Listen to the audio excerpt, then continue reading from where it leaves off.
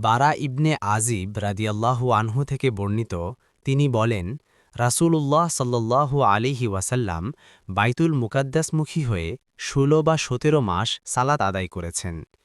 আর রাসূলুল্লাহ সাল্লাল্লাহু আলাইহি ওয়াসাল্লাম কাবার দিকে কিবলা করা পছন্দ করতেন। মহান আল্লাহ নাজিল করেন, আকাশের দিকে আপনার বারবার তাকানোকে আমি অবশ্য লক্ষ্য করছি। সূরা আল বাকারার ১৪৪।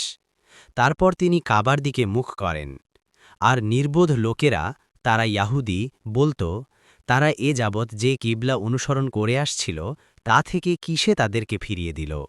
বলুন, হে নবী, পূর্ব ও পশ্চিম আল্লাহিরই, তিনি যাকে ইচ্ছা সঠিক পথে পরিচালিত করেন। সূরা আল বাকারার ১৪২। তখন নবী সাল্লাল্লাহু আলাইহি ওয়াসাল্লামের সঙ্গে এক ব্যক্তি সালাত আদায় করলেন এবং বেরিয়ে গেলেন।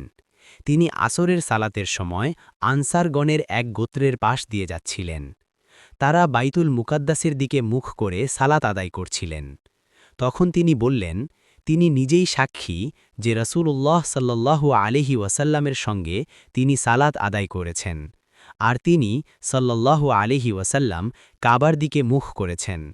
তখন সে গোত্রের লোকজন ঘুরে কাবার দিকে মুখ করলেন। সহিহ বুখারী ৩৯০।